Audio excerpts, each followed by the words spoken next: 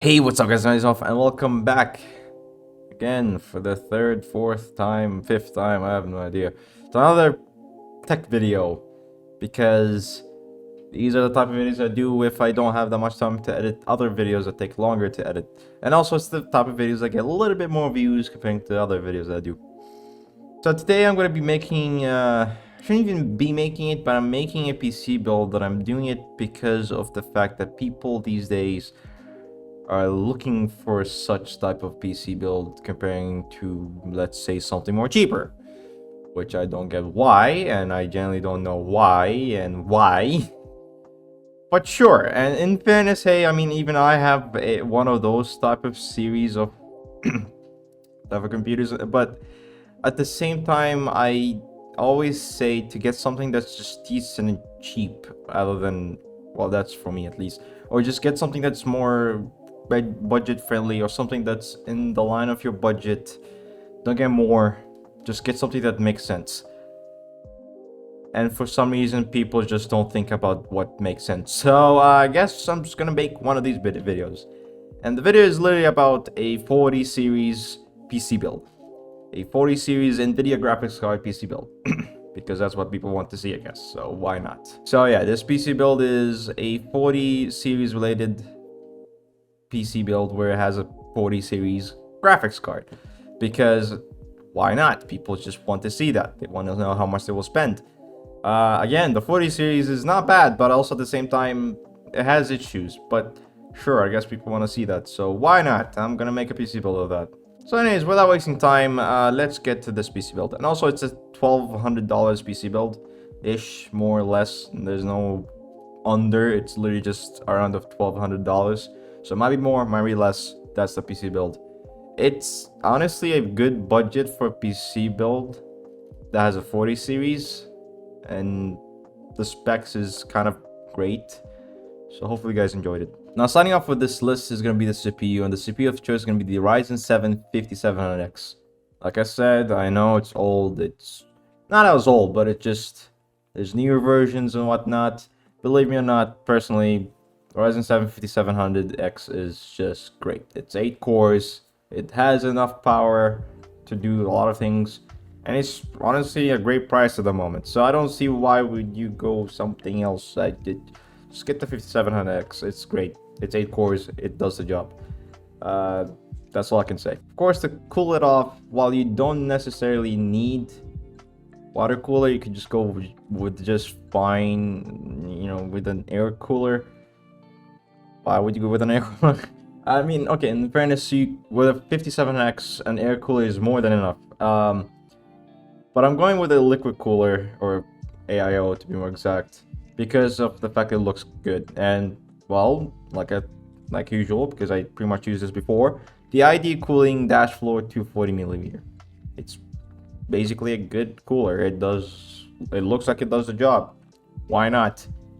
Just so it can look more better when you look inside of the PC. That's all I can say. And also because it has a more constant cooling, in my opinion. I feel like liquid coolers are better for that, especially for someone who rather not clean. I don't know. I mean, in fairness, there is maintenance for the liquid coolers, but I feel like the liquid coolers are more satisfying, if that makes sense. So liquid coolers for sure. For the motherboard, I went with the MSI Pro B550 VC. It's, like I said before in the previous build, because this is literally just a couple of things here the same as the previous build. It's a motherboard that has what you need. It has good ports, a Type-C, a Type-A, both 10 gigabits, 2 Type-A's, that's 5 gigabits, that's great, a couple of USB 2.0s, which is great for peripherals, which is good enough, Ethernet port, all that, good VRMs, good, just overall build quality by the look. It just feels just averagely good, if that makes sense. So, and also for the price. So in that case, yeah, for sure, recommended. Now for the RAM, I went with a Team Group Vulcan Z 16 gigs. It's a 3600 megahertz. It's a 16 gigs of RAM.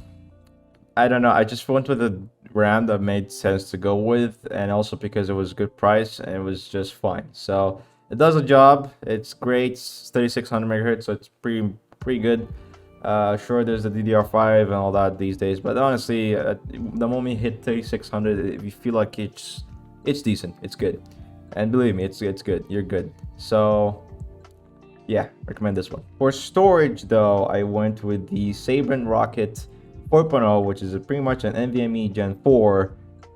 It's 1 TB. It's Sabrent. They do a really good job on SSDs, and finally, I mean, the Gen 4 wasn't cheap before, but now they finally made it cheap. So that's good. It's $60 for 1 TB. So yeah, and it is quite pretty fast if I know about if I'm correct about. Yeah, it's pretty fast if I remember. So for $60 and it's a quick Gen 4, yeah, for sure, recommended. So I kept the graphics card at the end, and the graphics card or the GPU we're going with is the Zotac Twin Edge overclockable 4070. It's a 4070. If you've watched a couple of reviews about the graphics card, it's a type of graphics card that makes you feel like whether you should even think of buying it or you should just not. Let's just say that the reason why I recommend 40 series graphics card is the thing that they have, or like some features that allow them to feel like, okay, maybe I should go to it, but also the price is a little bit annoying. Or not the price, just overall spec by price. You kind of feel like, well, should you? Benefits of the 40 series, of course, the new DLSS and all that. The frame generation, that's something. I mean, even though some games only support it, but still, that's something. The performance is pretty good if you get a good price. And overall, it feels like it's a graphics card that you should get it, but you kind of also question whether you should. Personally, I feel like the 40 series had issues, especially the more powerful ones, which had the pins that are getting burnt out. This one is using, like, I think the typical pin, like the 8 pin, or is it the I think it's 8 pin, if I could. Yeah, 8 pins, so you should be just fine. I don't know. Overall, I feel like the price per performance is kind of questionable. With that said, it's if you're thinking of getting a 40, not 40, sorry, a 3070 or ish, at the same price as this guy, maybe you should just go and get this guy, because it has a performance that I believe more higher than the 3070, near to the 3080, and it's a 12 gigs of VRAM, which, for those who don't know, there's games out there that pretty much use too much VRAM at this point. So having something that's 12 gigs of VRAM, in case you're asking, an example, Resident Evil 4. That's the reason why I'm playing on PlayStation 4, because it's... No, not getting on PC. But because of those games, 12 gigs of VRAM on a graphics card just makes sense. And the 40 series, or 47 to be more exact, has 12 gigs, which is something that I wish the 3070 had. I don't know why they give it to the 3060, but whatever. But now we have a 12 gigs of a 4070, so that's something that feels like more reasonable. And you know, it's, I guess you could say it's like a future-proof graphics card. I would recommend more towards 1080p and maybe 1440p. But that's it. Best for 1080p, decent for 1440p. No 4K, wouldn't recommend that. But 1080p and casual 1440p is great for this graphics card. And again, it's $600. It's, if it was $500, I would actually been better. It would have been better, to be honest. But sure, whatever. $500, $600 ish. It's $590, but still, whatever. So yeah, and also it looks good. It's actually Zotac's best looking graphics card I've seen in my life. Not gonna lie, I mean, holy. It's more nice looking, not square. I don't know why, I just liked it. Now to power all the parts, the power supply of choice is gonna be Thermaltake Top Power Grand RGB 750 watts. Gold certified power supply, 80 plus gold certified. Anyways, the point is, it's a fully modular power supply. It's gold certified. It's great. Even has RGB. And well, the price is okay, but better if I found something cheaper. But it should power your parts. It has RGB. It's Thermaltake. I mean, it looks good. It does the job. And again, it was the cheapest I could find, and it's good. It's good. So that's all I can say. and it should be powering your computer just fine. And because 750 watts, it does have a little bit of room for upgrades if you want to. So there's that. Now the case to put all these parts on is going to be the Fractal Design Pop Air RTX case. Great way of explaining a case. Now, I like Fractal Design's cases before anyways, because of the way they are made. They have a mesh front, they have a better cooling or better ventilation. They look simple and yet good. And this one is no different. There are some questionable things that they decide to add, but there are some things that makes it look good. First things first, it's a mesh looking case. It has a glass panel. The fans are more than previously, because if I remember there was only like 2 fans, one in the back, one in the front. This one has 1 in the back, 2 in the front, and it's RGB.